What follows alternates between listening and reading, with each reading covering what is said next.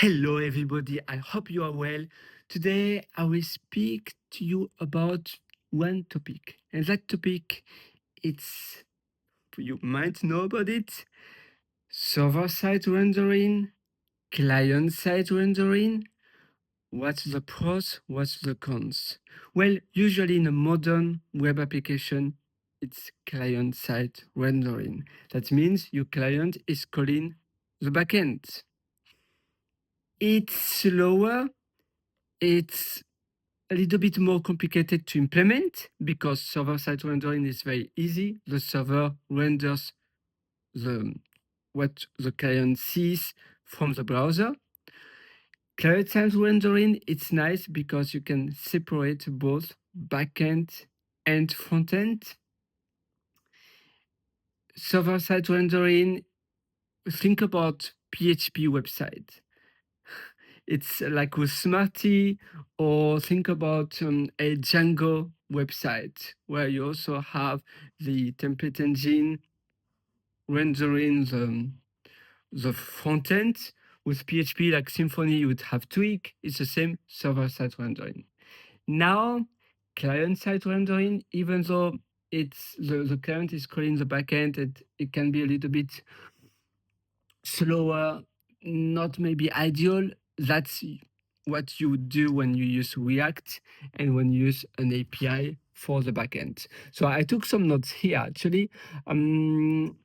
It's well, I spoke suitable for traditional server. Yes.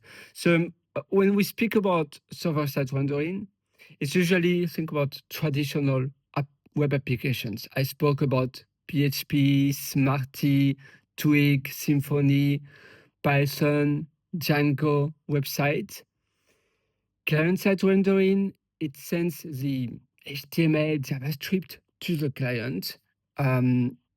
It's just a little bit different because the client is by itself, and the client would call the API, and the client would then send the HTML and the JavaScript. So everything is happening on the client because the client is on its own, and then the client will call the API. It's very common in React world where you have the client is React, and then the backend could be Node.js, could be Golang, could be Python, could be anything like that. Could be also PHP. Another one, the last one I would like to speak to you about is single page application. Single page application, it's nice. Like think about Gmail or something like that. It's nice when you want to have everything on one interface, everything like a SaaS. You don't have to navigate between pages. It's single page application.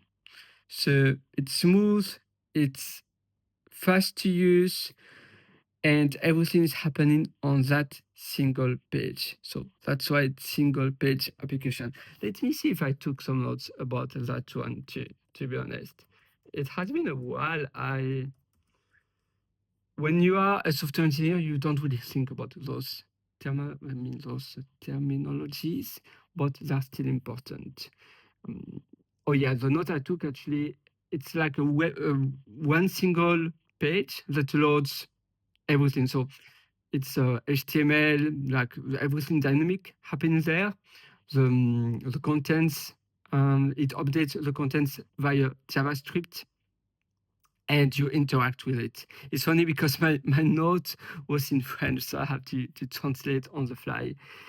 Instead of reloading the whole entire page from the server, well, it fetches, and all of the data are being rendered on that single page for a better user experience.